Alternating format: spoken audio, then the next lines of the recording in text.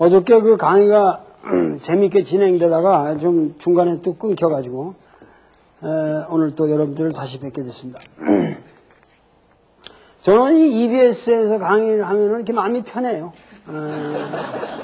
이상하게 그 EBS 여기 녹화장도 그렇고 아주 마음이 편해요. 그래서 강의가 참 잘 되는 것 같아요. 제 느낌에 강의가 여기 오면 아주 마음이 편해요.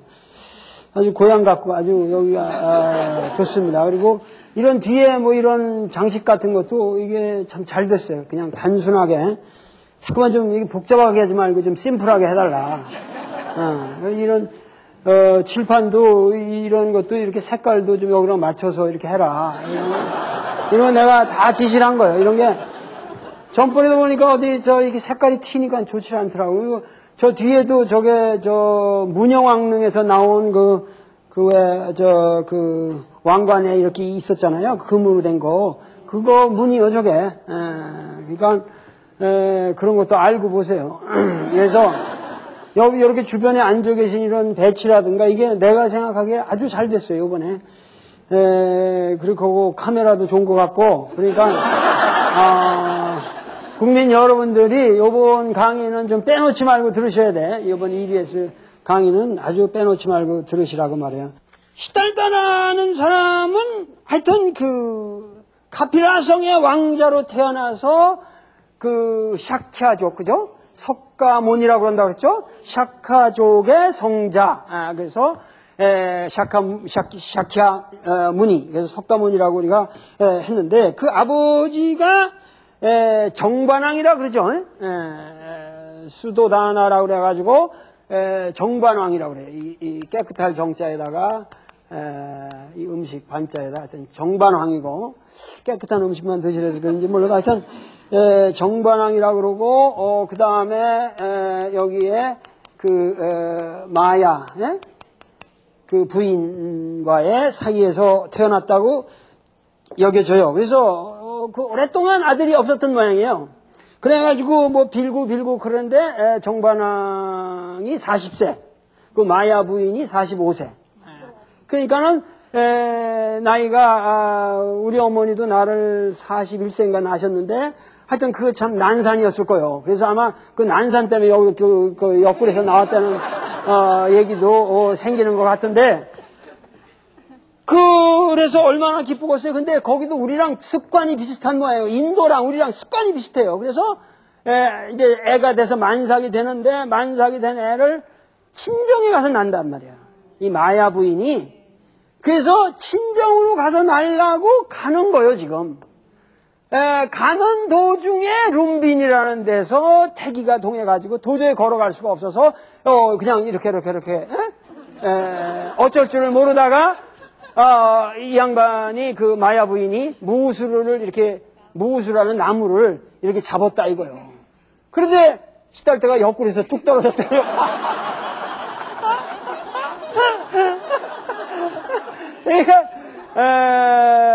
그러니까 아마도 그 옛날 성인들이 태어났을 때 그 정도 신화는 애교로 봐줘야 돼. 예를 들면 얘기하는 사람들이 그렇게 간단하게 여기서 뚝 떨어졌다. 그래가지고 시달다가 뚝 떨어지더니 7발짝을 지가 걸어갔다 이거. 7발짝이라는 것도 이 7이라는 숫자가 그 인도에서 많이 나오는 숫자입니다. 이 설화 문학에서 아주 많이 나오는 숫자예요. 지금 예를 들면 우리가 예를 들면 아쇼카 왕이 84,000개의 무슨 그 탑을 만들었다. 그 84,000개라는 말도 이게 8과 4가 들어가잖아요. 근데 이게 84,000 같지만 이게 많은 그러니까 숫자 장난이에요, 이게. 그러니까 그 얘기꾼들이 옛날에 얘기를 할 때 쓰는 숫자들이다, 그 말이지. 예? 그러니까 이 불교를 보면 왜 사성제니 8 정도니 그래가지고 4, 8, 4의 배수들이 많아요. 우리나라 판소리도 4, 4조로 된 것도 이 불교랑 관련이 있는 것 같아요. 내가 보기에. 인도 사람들의 숫자랑. 그러니까 하여튼 이런 세븐이라는 건 럭키 세븐이라는 또 저 서양 사람들의 숫자하고도 통하는. 그러니까 그래서 하여튼 7발짝을 요 저 조그만 놈이 나오자마자 걸어가더니 뭐 산을 가리키고 천상천하 유아독존이다 그랬단 말이에요. 그 말도 가만히 보면은 이놈이 태어나자마자 그게 7발짝 걸어가더니 하늘과 땅을 가리키면서 천상천하 하늘과 하늘 아래 하늘 위에 이게 그 옛날 사람들이 여기서 천이라는 거 천상천하라는 말도 이걸 이해를 하셔야 돼요. 옛날에는 이 인도인들의 생각에는 천이라는 게 공중에 있는 어느 그 한 개거든. 그러니까 하늘 위로도 또 개가 있어요. 그래서 천상이라는 말을 쓰는 거고 이 개 아래 그래서 천상천하 그래서 모두리 속에서 유아독존이라는데 많은 사람들이 유아독존이라는 말을 갖다 지금 뭐냐면은 저놈 저 도울 김용옥 저 새끼 말이야 저거 건방진 새끼고 저거 유아독존이다 이렇게 또 쓰잖아요. 그 나쁜 의미로 쓰는데 이게 불교하고는 안 맞는 이론이요. 불교에서는 유아독존이라는 말 있을 수가 없어요. 유아독존이라는 쓰는데 그래서 그 암경이라든가 이런 걸 보면은 거기에 유아독존이라고 쓰여져 있는 데도 있지만 대부분은 뭐라 그러냐면 유아독존이 아니라 위존이라고 그럽니다. 유아위존이라는 얘기야. 그러니까는 오로지 나만이 존귀한 자로다. 그러니까 독이라는 말은 이게 관계가 끊겼다라는 개념이 강하거든. 그거는 잘못된 거예요. 이 불교에서는 그런 건 있을 수가 없어요. 나라는 존재는 나 홀로만 존재한다. 이건 있을 수가 없고 이 꼬마가 이 태어나는 깐난 애기가 천상천하 유아위존이다 이렇게 해야 돼. 번역이 제대로 되려면은 나 홀로 존귀한 존재로다 하는 것은 뭐냐면 그 고귀한 자는 고독할 수밖에 없는 거예요. 그렇잖아. 진정 자기가 고귀하다는 자각을 가진 사람은 나 홀로 고귀하다 그거야. 그것이 나쁜 말이 아니요. 건방진 말이 아니고. 그러면서 그 다음에 하는 말이 내가 살아있을 동안 이 세상의 모든 고를 없애리라 하는 것은 그것이 무슨 천상천하 유아독존이야 나 혼자 잘나다 이런 얘기가 아니란 말이야. 그 어떠한 이 꼬마가 자기 인생을 예언하는 말이라고 봐야겠지. 그래서 우리가 그런 말도 그렇게 좀 잘 이해를 하시고 무슨 천상천하 유아독존이다 나 혼자 존재한다 이런 게 아니에요. 이런 게 아니란 말이에요. 그러니까 그 시달다가 걸어간 길이라고 하는 것은 고귀하고 외로운 길이었다 하는 얘기요. 고귀하고 외로운 길이었다 하는 일이요. 그거를 잘 이해를 하세요. 그 다음에 또 재미난 건 또 7이라는 숫자가 껴. 그래가지고 환호를 저기 하면서 애를 낳았다고 해서 그래가지고 돌아와요. 그 룸비니에서 그래가지고 그 룸비니에서 얼마 안 돼요. 그 카필라 바스트까지 카필라 성까지 내가 직접 그렇게 가봤거든. 그냥 자동차로 빨리 가면 1시간이면 가요. 한 2시간, 천천히 가면 2시간, 1시간이면 가. 그러니까 거기를 가서 그냥 사람들이 나와서 그 태자가 태어났다 그러고 이제 저 나간 앞에 그 벌교 뜰에 이제 사람들이 새까맣게 모여가지고 박수를 치고 막 이랬겠지. 그래가지고 이제 깐난 애기를 가지고 돌아왔는데 또 여기 세븐이라는 숫자가 개입되죠. 7일 만에 마야 부인이 돌아가셔요. 마야 부인이 돌아가신다는 말이에요. 그러니까 여기서 시달다를 상징하는 건 뭐냐면 시달다가 됐건 우리가 무슨 그 코아로운 궁전에서 자랐다 이렇게만 생각하지 마시고 벌써 생모를 7일 만에 여유였다고 하는 것이 뭐냐 인간으로서 이 사람은 생사별리의 고통을 최초로 태어나자마자 체험한 사람이다 그 말이지. 그것이 무언가 이 시달다라는 사람의 성장기에 자기 어머니가 그렇게 자기를 낳고 일찍 돌아가셨다고 하는 사실이 뭔가 이 인간 시달다에게 엄청난 뭔가 영향을 주었을 거라고 나는 생각이 돼요. 그죠? 그 엄마 없이 자라는 사람들이 얼마나 그 마음이 허전하고 고독하고 항상 인간의 본원적인 문제에서 나는 왜 이렇게 고독하게 살아야 되는가 하는 걸 자꾸만 고민하며 살게 될 수밖에 없는 거 아니에요. 거기에서 시달다는 뭔가 어려서부터 아주 극도의 센시티비티, 하나의 감수성 있는 인간으로 성장했을 거라고 나는 생각합니다. 그런 얘기가. 그죠? 아주 우리가 구체적으로 생각을 하자 그 말이야. 이런 설화에도 뭔가는 근거가 있을 거예요. 그래가지고 이제 그렇게 해서 했는데 그래서 이제 프라자파티라고 그래서 이모를, 그러니까 돌아가신 마야 부인의 동생을 이 계모로 들어오잖아요. 그러니까 옛날에는 양모라고 그러지만 그게 뭐냐면 누나가 이제 언니가 죽고 나면은 그 동생이 또 부인으로 들어가요. 그때는 그게 보통 습관이요. 그게 마침 여유가 있으면 그렇게 들어간단 말이에요. 옛날에 그게 다 복지제도요, 그게. 그래서 여러 사람을 이렇게 먹고 사는 거예요. 그렇게 해가지고. 그래서, 이제 부인으로 아마 됐을 거예요. 그래가지고, 이모니까 이모가 자기 언니, 사랑하는 언니의 또 아들이고 그러니까 정말 귀하게 키웠을 거라 이거죠. 아주 극도로 이모의 사랑을 받으면서 살았지만은, 뭔가 이 시달다의 가슴 속에는 돌아가신 어머니에 대한 생각은 끊임없이 있었을 것이다, 그거예요. 끊임없이 있었을 것이다. 그래가지고, 그러니까 나는 시달다의 어머니가 그렇게 일적 조실부모 했다는 것이 시달다의 출가와 궁극적으로 관련이 있다라고 나는 생각을 해요. 그죠? 어머니를 조실했기 때문에 그렇게 나중에 출가까지 가게 되는 운명이 벌써 있었지 않을까. 그런데 이 시달다는 크면서 문무를 전비하고 아주 공부를 많이 했다고 여겨져요. 최소한 역사적 시달다가 어떠한 사람인지 모르지만 나는 그 사람이 브라만 계급일 가능성도 있다고 생각하고, 난 4계급의 가능성이 다 있다고 생각을 해요. 그러나 수드라일 수도 있다고 생각해요. 그러나 어떤 계급의 출신이든 간에 시달다라는 사람은 매우 역사적으로 출중한 지식의 소유자고 당대 인도의 중요한 경전을 다 꿰뚫었고, 그래서 탁월한 이성적 감각의 소유자인 동시에 감성을 소유한 사람이었을 것이다, 그거예요. 그거를 우리가 알고 얘기를 하자, 그 말이야. 그래서 했는데, 여러분들 설렁탕이라는 거 알아요? 설렁탕, 우리말에 설렁탕이라는 게 맛있잖아요, 우리나라에 설렁탕이라는 게. 근데 여러분들 동대문 밖에 전농동이라는 거 아세요? 옛날에는 이 농사에 관한 전례들을 많이 한 그쪽에서 했거든. 동대문 밖에 나가지고 왕이 나가가지고. 그래서 전농이라고 그러는 거예요. 전농동이라고 그러는데 거기에 거기도 지금 옛날에는 사대부고, 서울 사대 그쪽에 사대부고 근처에 있는 용두동에 있는 거로 아는데 거기에 선농단이라는 게 있어요. 예?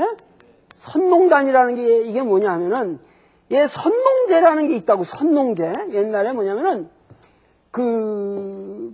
최초의 봄에 우리 때도 최근까지만 해도 박정희 대통령은 왜 봄이 되면 나가서 왜 이렇게 모심기 꼭 해는 그런 거 있었잖아요. 옛날 그래서 대한뉴스로 비춰줬잖아, 항상. 그런 것처럼 옛날에는 왕이 나가서 항상 그 해에 초봄에 나가서 모종을 할 적에 나가서 하는 게 밭을 갈고 하는 그런 제식이 있었단 말이에요. 다 이렇게 나가서 음악을 연주하고 제식에 따라서 그래서 왕이 직접 합니다. 그래서 제사도 지내고 그러는 그걸 최초로 하는 거 선농제라고 하고, 그거를 하는 데를 선농단이라고 그래. 선농단이라고. 아시겠어요? 그 용두동에 있는데, 이 선농단에서 어느 날 세종대왕이 거기 나가서 하다가, 그날 비가 요새처럼 그렇게 지독하게 왔단 말이에요. 그래서 꼼짝달싹 할 수가 없지. 배가 고팠단 말이에요. 어디 가지도 못하고, 궁궐로 들어가지도 못하고, 궁궐 그때도 한참 길이니까.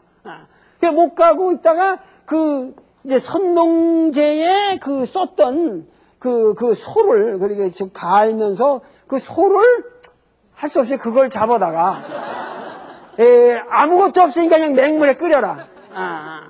그래가지고 소를 잡아서 그냥 비가 오고 죽죽한 데다가 하니까 그걸 그냥 맹물에 그냥 끓여가지고 거기 있는 몇백 명이 다 같이 많은 사람이 왔을 거 아니에요. 나눠 먹었다. 그래서 이것이 선농탕이다. 그래서 설렁탕이 된 거예요. 네? 아시겠어요? 네. 그래서 설렁탕이라는 게 유래했다는 것도 이것도 하나의 서료. 잘은 몰라요. 그러나 그런 게 있는데, 예를 들면 우리랑 인도는 습관이 비슷하단 말이에요. 그래서 이 정반항이 이제 선농제를 나가는 거예요, 지금. 선농제를 나가는 거예요. 선농제를 나가서 하는데, 그 7살 때인데,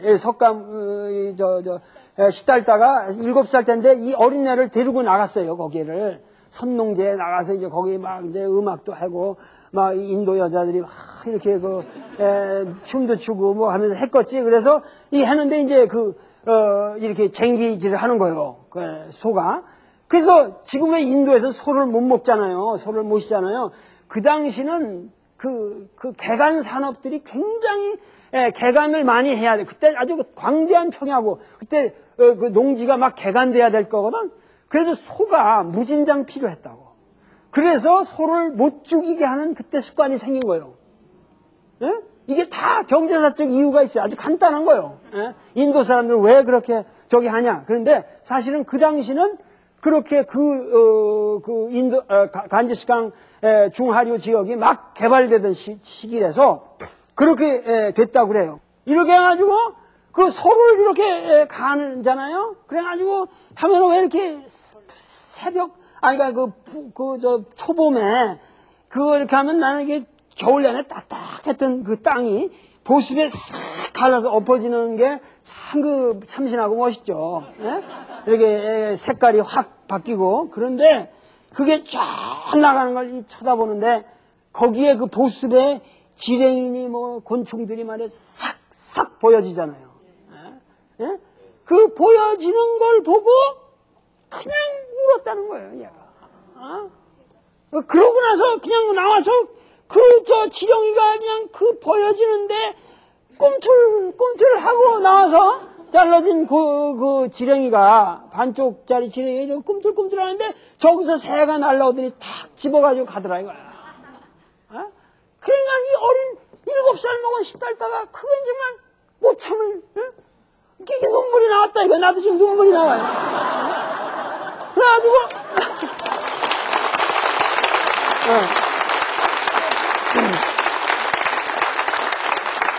그러니까, 얼마나 이 시달다라는 사람이 감수성이 강한 사람이냐, 그거야.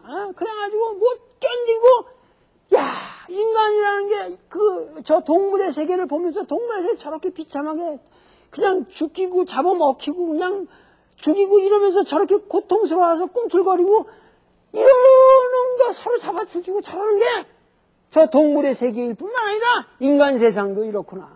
인간이 산다는 게 뭐냐? 그거 아주 괴로웠다는 거예요, 내가.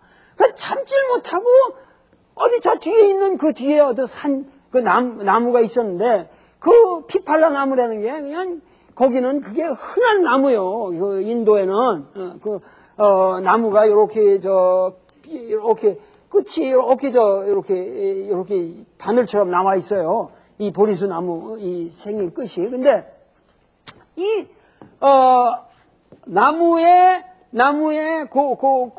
이제 그 뒤에 있는 그런 나무가 있는데 저 혼자 그냥 그 슬픔을 이기지 못해가지고 가서 그냥 그것도 몰랐지. 이 사람들이 제식을 하려고 하는데 나중에 보니까 시달다가 거기 앉아서 가만히 앉아서 명상을 하고 있더라는 거예요. 그때. 나는 이 사건을 굉장히 이게 어디나 불경에서 기록을 하고 있지만은 중시합니다. 왜냐면 나중에 이 사람이 출가해서 고행을 했다가 나중에 보리순 나무 밑에 가서 앉아서 이렇게 증득을 했다고 하는 것도 이 7살 때의 이러한 체험과의 관련해서 우리가 생각을 해야 됩니다. 그러니까 반드시 나무 밑에 앉아서 무슨 득도를 하는 게 요새는 뭔지 다들 나무 밑에 앉아가지고 이렇게 앉아야 득도하는 걸로 아는데 이것은 시달타의 특이한 상황이에요.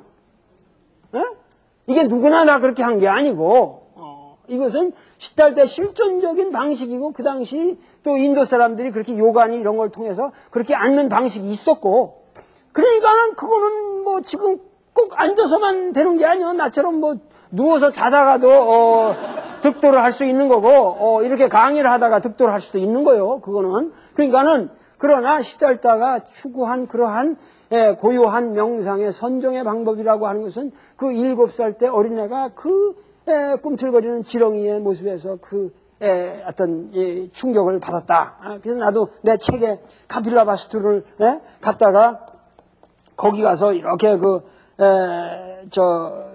이 개미가 이렇게 있는 걸 내가 이렇게 싹 찍었어요. 그래서 아마 시달다는 이런 미물이라도 굉장히 귀하게 여긴 사람일 것이다 하고 내가 이렇게 섬세한 감각을 가지고 사진까지 찍어왔어.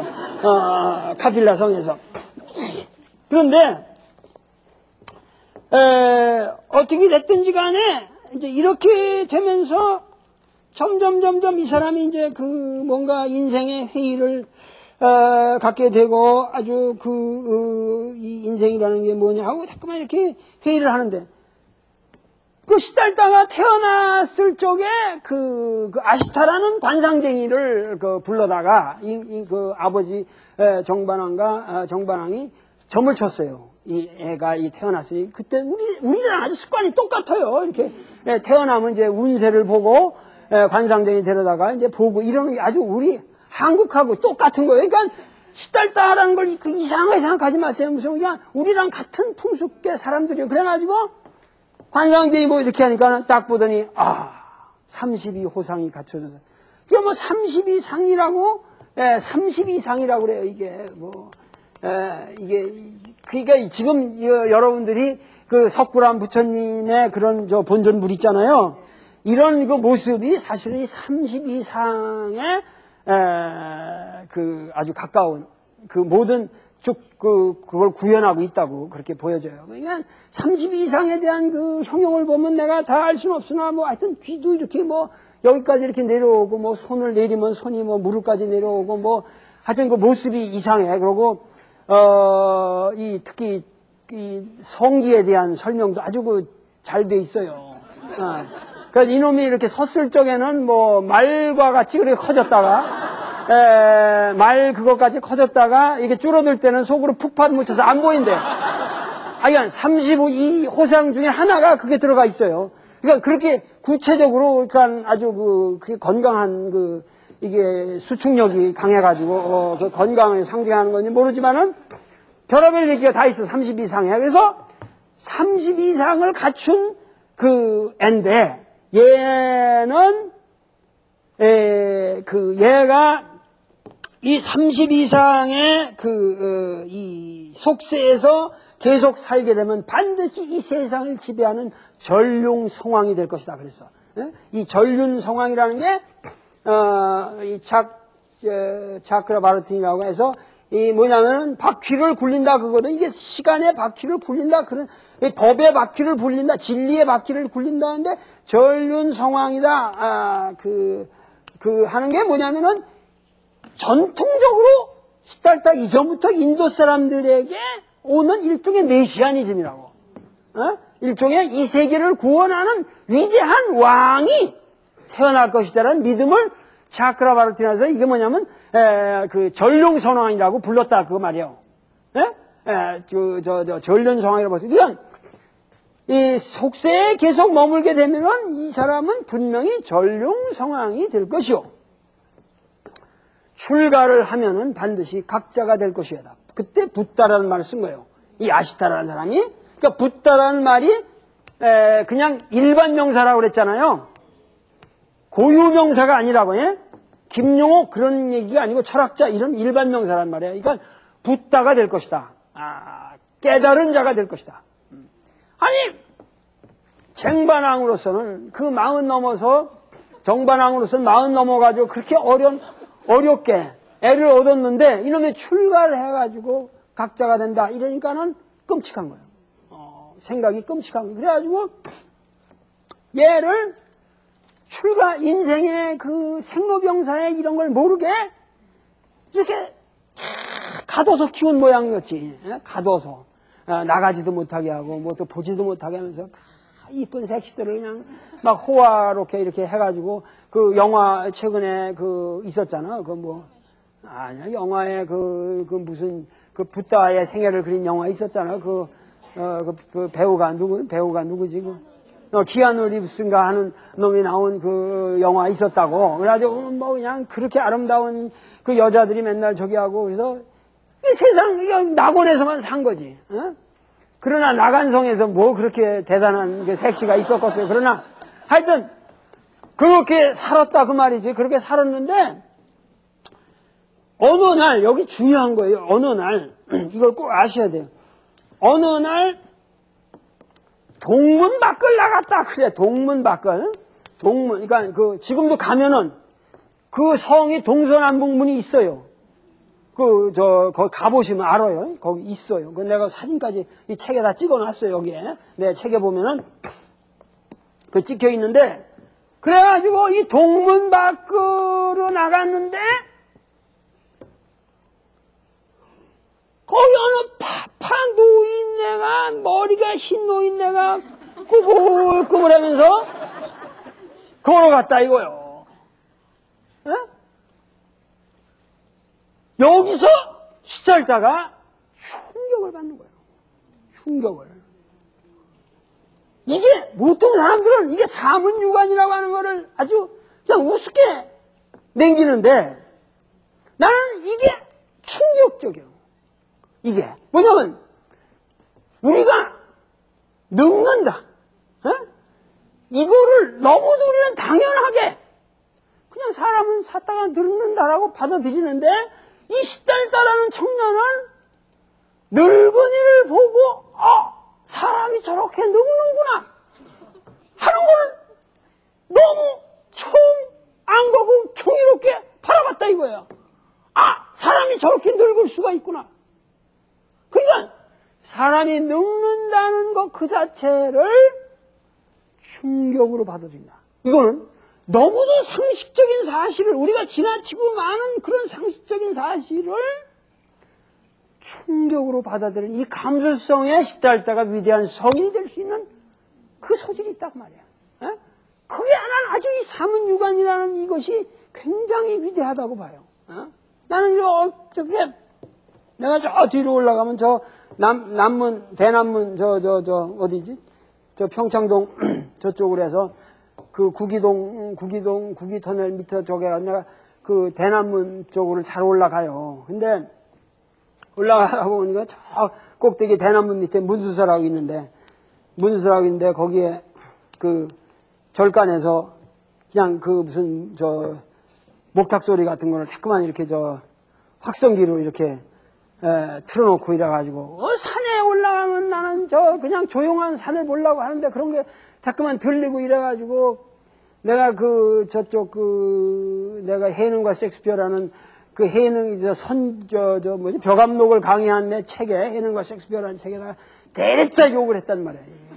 이 스님들이 말이야 산에다가 그렇게 맨날 확성기로 해가지고 저기하고 우리 동네도 그 절이 하나 있는데 봉원사라고 절이 하나 있는데 그렇게 스님들이 그냥 목탁 두드리는 소리고 뭐 자꾸 확성기를 놓고 하는 거야. 밤에 새벽에 밤이고 이런데 하면 그게 말이 되냔 말이야. 그래서 내가 그런 짓 좀 하지 말라고.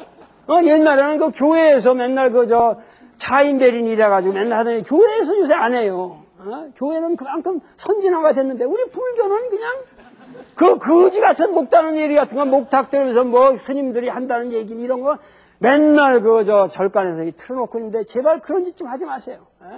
전번에도 법정 스님이 북한산을 갖다가 그냥 터널을 뚫는다. 그래가지고 막 가가지고 거기를 야단을 치시러 가면서도 그 양반 말씀하시는 거 보라고. 이 정부에서 이렇게 산을 뚫고 이런 짓도 나쁜 짓이지만 우리 스님들이 그냥 절간 맨날 친다면서 이렇게 산에다가 나쁜 짓 하는 것부터 반성하라고. 그렇게 말씀하시더라고. 그러니까 지금 북악산도 그거 함부로 그렇게 뚫어서 안 되고 부산에 범오사 금정산을 뚫어가지고 무슨 고속전철을 놓는다고 거길 뚫는다는데 미친놈들이 왜 그걸 뚫어?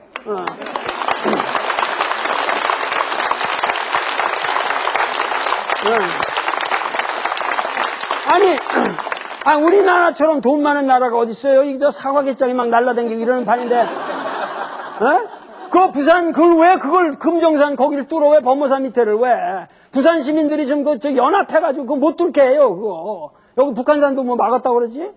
여기, 공사를 중단했다고 그러는데, 그것도 공사 중단시키고, 루트를 바꾸면 되니까, 우리나라처럼 돈 많은 나라가 돈을 그런 데다 써야지.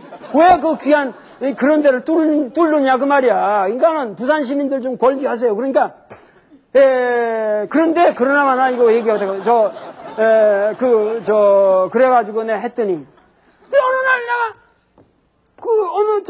우리 동네에 이렇게 중국집을 갔는데, 어느 스님이 이렇게 오시더니, 했더니 내가 문수사 주지요. 그래서, 가슴이 뜨끔하잖아요. 욕을 그냥 냅다 질러놨는데, 내가, 우리 동네, 나는 봉원사에 내가 욕을 질러도, 그 스님들하고 내가 아주 재밌게 아주 잘 지내는 거기 때문에 문제가 없어. 근데, 이 양반, 그래서 내가,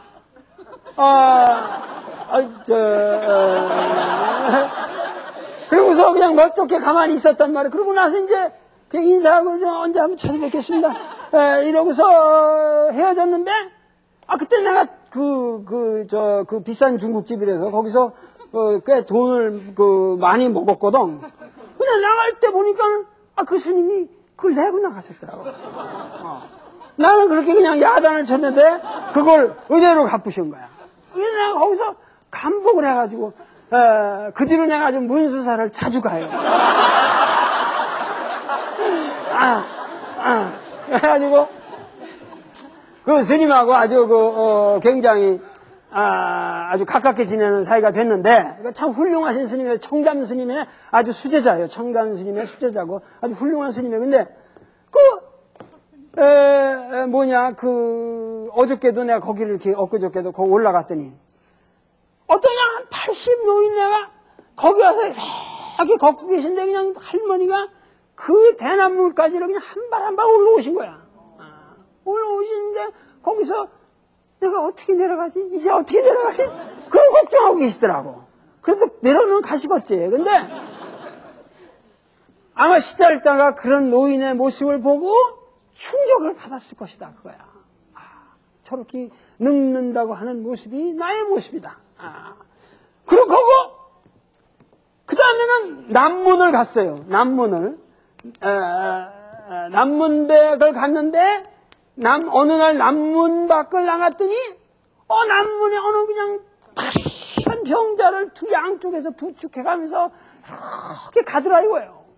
그래가지고 병이 걸린 사람이 다 죽을 듯이 이러고 가는 걸 두 사람이 부축해가는 거 보니까 충격을 받은 거예요. 사람이 저렇게 병들을 수 있는 거구나.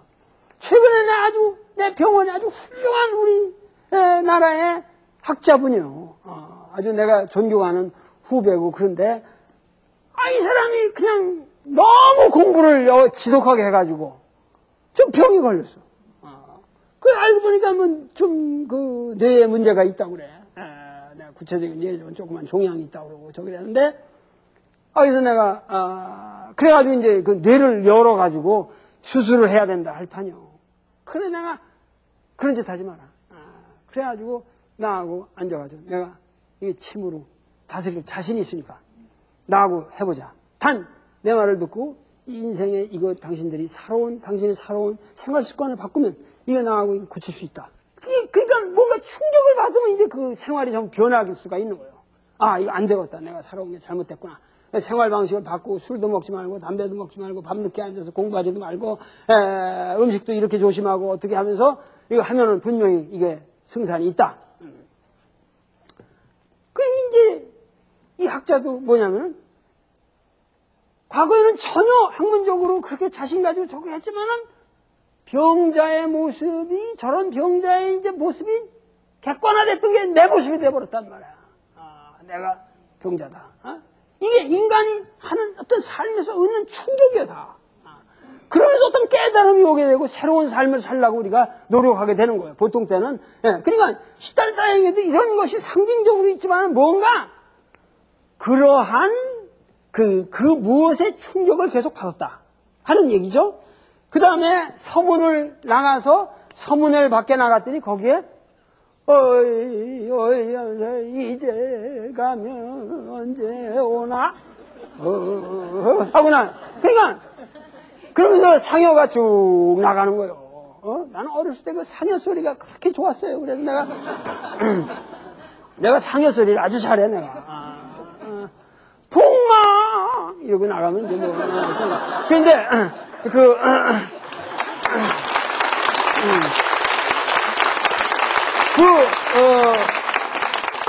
상여를 나가는 걸 보고 인간은 결국 죽는구나 하면서 이 시달다라는 어린아이가 뭐냐면 그 청년이 자기 몸의 젊음으로써 생기는 자기의 몸의 기쁨을 다 잃어버렸다 그래요. 그렇잖아요. 이 청춘의 이 즐거움이란 얼마나 대단합니까? 이런 여학생들 이거 얼마나 지금 싱싱한 그냥 막 청춘의 그 아무것도 모르고 그냥 기쁨만 있고 미래만 있고 그냥 싱싱한 에너지만 있는 이런 아름다운 아가씨 아니야 이런 그 청춘의 즐거움이 싹 가셔버려요. 여기서 시달때가 나중에 회고해서 말하기를 뭐냐면 나는 노병사 3법이 없었더라면 나는 출가하지 않았을 것이다. 예? 여기에 그 불교의 출발이 있습니다. 예? 노병사, 예? 그죠? 처음에 노인을 봤죠. 그 다음에 병자를 봤죠. 그 다음에 죽음을 본 거죠. 이것이 여기 생을 하나 합하면 이게 생로병사가 되는 거예요. 그죠? 생로병사. 이것이 시달다가 인간적으로 처음 한 그 실존적인 하나의 충격이라고 말이야. 그러니까 인생이 살면서 우리가 그저 태어나서 늙고 병들고 죽는다 하는 것을 그렇게 깊은 충격으로 받아들이는 사람이 어디 있냐 이거야. 다 그런 걸 좀 아는 거야, 사는 거야. 그냥 우리는 그렇게 평범한 거를 우리나라 사람들이 모든 사람들이 말이야 나한테도 지금 뭐 당신 기철학이 어떻고 뭐 대단한 철학가고 뭐 하고 뭐 심리가 어쩌고 뭐 이 우주의 진리가 어떻고 나보고 당신은 그 우주를 꿰뚫는 통찰력이 있는데 미래를 예언하시오 뭐 저거 문제는 시달다의 위대성은 그런 위대한 예언을 한 게 아니란 말이야. 기껏해야 생로병사 노병사를 그거를 인생의 가장 거대한 충격으로 받아들였다는 거예요. 이 세상의 가장 위대한 진리나 신비는 모두 이렇게 평범한 데 있는 거예요. 풀 한 포기 이상의 신비는 없습니다. 그것이 시달다라는 사람이 받은 충격이라 그거야. 그래서 나중에 북문에 갔다가 거기서 어느 사문을 만나요. 출가를 해서 댕기는 그 사문을 만나서 사문한테 물어보니까 너가 그렇게 노병사에 대해서 고민을 한다면은 나처럼 출가를 해서 마음의 안정을 얻고 인생을 새롭게 생각해보는 기회를 얻는 것이 좋을 것이다. 여기에 출가라고 하는 것은 말이죠. 여러분들이 아셔야 될 게 이게 대단한 시달다의 결단이라는 게 아니라 그 당시 인도 사람들은 생애를 보통 4기로 가서 살았어요. 제일 처음에는 학습기? 학습기라든가 하여튼 공부하는 그 유년에 학생기가 있어. 학습기가 있고 그 다음에 뭐지? 가죽이라고 해서 결혼해서 사는 그런 가죽이라고 해서 가에서 사는 가죽이라는 게 있어. 그 가죽이가 끝나면은 임석이라고 해서 출가를 해서 숲풀에 살아요. 숲풀에 살다가 제일 마지막에는 유행기라고 해서 혼자 걸식을 하면서 댕기다가 소리 없이 죽는 것이 인도 사람들의 이 브라만들의 그나 모든 그런 인도 사람들의 습관이요, 그게.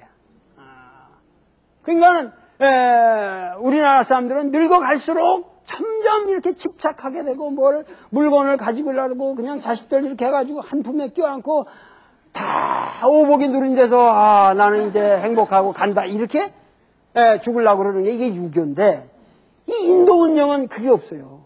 그런 스타일에 저희가 없고 반드시 늙어갈수록 버리고 모든 걸 버리고 떠나다가 그냥 홀로 죽는 것이 인도인들의 생활관이요.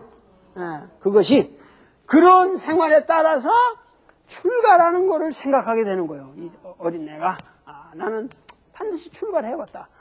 언젠가 출가를 해야겠다. 그래서 왕한테 와서 사문을 만난 뒤에 돌아와서 야, 나는 출가를 결심했다. 그래서 와서 자기 정반왕한테 와서 아버님, 저는 출가를 하겠습니다. 오늘 진리를 제가 깨닫고 이제 나는 인생에 이런 환락과 이런 뭐 기녀들, 이런 궁중에 이런 이런 난 다 싫습니다. 나는 가겠습니다. 그러니까 왕이 있다가 이 녀석아, 내가 너를 낳아서 이렇게 키웠는데 어머니도 돌아가시고 그렇게 네 이모가 이렇게 귀하게 키웠는데 그 이 나라도 지금 이게 샤카족이 그 당시 굉장히 그 외부 강대국들의 침공을 받고 이래가지고 위태로울 때요. 그러니까 나라도 이 꼴이고 그런데 너 그렇게 나가서 되겠냐. 그러니까 생각을 하지 마라. 그랬더니 이 사람이 이 시달다가 한 말이 있으면 나를 선친께서 나를 늙지 않게 해주시고 병들음이 없게 하시고 그리고 내가 죽지 않는다는 걸 보장해 주신다면 나는 출가를 안 하겠습니다. 그러니까 왕이 아버지가 그건 내가 재간이 없다. 그거 내가 어떻게 하겠냐. 아버지도 현명한 사람이지. 그거 해주겠다 이런 말은 안 하는 거예요. 그 대신 후손을 그러면은 아들을 낳고 가라. 아들이라도 낳고 가야지. 네가 그렇게 될 거냐?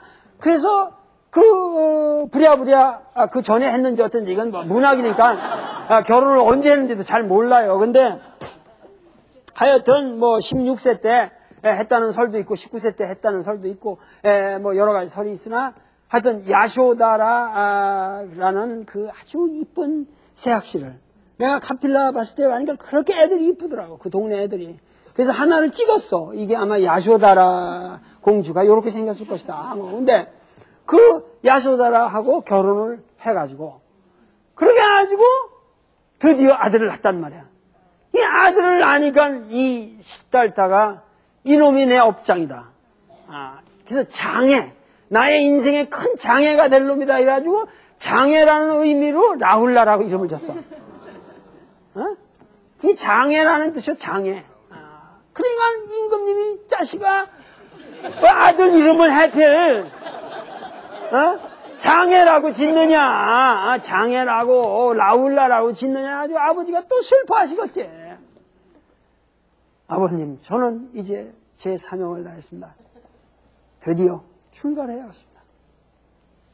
그래가지고 이 왕도 이제 저게 그렇게 말씀을 드리고 어느 날 밤을 잡아서 그 동문 밖을 나갔다는 거예요. 그 동문 밖으로 자기가 제일 처음에 그 늙은이를 봤던 그 동문 밖으로 몰래 나가는 거예요. 그래가지고 그 자랑하던 에마가 있어요. 춘다카라고. 칸타카? 칸타카인가? 그러고 뭐 이게 이름이 뭐 산스크리트하고 뭐 팔리어로 막 이게 중복이 돼가지고 내 머릿속이 아주 복잡. 칸다카 뭐 그 마부 이름도 뭐 찬다카라고도 하고 뭐 찬다라고 그러기도 하고 하여튼 뭐 찬다카인가 뭐 해가지고 그 마부를 데리고 그 돈키호테는 누굴 데리고 갔지? 로신한테하고 판초를 데리고 갔잖아요. 그래서 칸다카하고 찬다카를 데리고 하는데 말발굽이 들리지 않게 하려고 그거를 몰래 이제 밤에 조용히 나가려고 그거를 이렇게 헝겊으로 말발굽을 싸가지고 그러면서 나가기 전에 몰래 그 자기 부인이 그 라훌라를 그 갓난아기를 안고 있는 방에 그 달빛이 샥 비치는 거기에 몰래 들어가서 봤다는 거예요. 그래도 시달다라는 게 떠나기 전에도 그 미련이 있었던 거라. 그 사랑하는 아들과 아내를 얼굴을 몰래 달빛에 보면서 눈물을 흘렸겠지. 난 또 눈물이 나오려고 그래. 아니 정말 이게 슬픈 얘기 아니요, 슬픈 얘기. 이게만 그래가지고 원래 이렇게 떠나는 거예요. 그래서 그 동문 밖으로 이렇게 저기 갔단 말이야. 가가지고 나중에 그 동문 밖에 가서 한참을 가다가 돌아가라. 그 말을 보고 돌아가라고 그러잖아요. 항우도 제일 마지막에 어디예요? 그 강동 그 오강을 사면초가 아시죠? 난 그런 생각이 나. 그래가지고 강동에 그 사면초가에서 강동에서 이 사람이 한 얘기가 너 하니까는 왜 거기서 그 건너가라고 그러잖아요. 거기 있는 사공이 저 강동으로 가시면은 거기 가면 다시 왕으로 추대되고 우리가 시간을 벌 수 있으니까 갑시다. 그러니까 항우가 저 강동에 제위 장동스디 빠체는 내가 강동자재 8천인을 데리고 뚜장을시 도강에서 저 서쪽으로 가서 이 대업을 일으켰는데 한 명도 지금 살아 데리고 가지 못하는데 어찌 내가 면목을 글로 갈 거냐. 그러고 말만 태워서 글로 보냅니다. 근데 그 오추마가 들어가다가 그 강 가운데서 떨어져서 자기가 자결해 죽잖아요. 말이 자살해 죽어요. 그게 아주 그 패왕별이라는 유명한 그 경극으로 돼 있지만은 거기 한 장면이요. 그러니까 이제 마지막에 시달다는 숲으로 나는 간다. 그런데 니들은 따라오지 마라. 이 왕명이 이건 절대 안 됩니다. 어떻게 혼자 가시겠습니까? 야, 진리에 내가 이 법을 추구하러 가는 놈이 무슨 말 데리고 뭐 가겠냐. 가라. 그러니까는 얘들이 할 수 없이 그냥 해가지고 돌아가는 거예요. 그래가지고 이 말은 자살도 안 하고 그냥 잘 갔어. 자기 집으로 잘 갔어. 그래가지고 카필라 바스트를 가니까 얼마나 이 야쇼다라 공주하고 이 저기가 그냥 그 말발굽 소리가 들으니까 처음에 아침에 일어나서 그냥 환호성을 울렸다가 시달다는 보이지도 않고 그러니까 그 춘닥한 가는 말하고 이놈들한테 그냥 막 야단을 치면서 어떻게 니들 그렇게 하고 돌아왔느냐 하고서 이제 정반왕이 교진여라는 사람하고 해서 5명을 몰래 그 시달다의 뒤를 따르게 합니다. 다시 따르게 하면서 이제 시달다의 그런 고행의 6여 년에 7년이라고 하기도 하고 6년이라고 하는데 그 6여 년의 그 아주 기맥힌 고행의 세월이 시작되는 겁니다. 이 고행 속에서 시달다는 어떻게 고행을 했으며 과연 여기서 이 사람은 무엇을 깨달았는가 하는 이 얘기를 다음 시간에 해드리겠습니다. 감사합니다.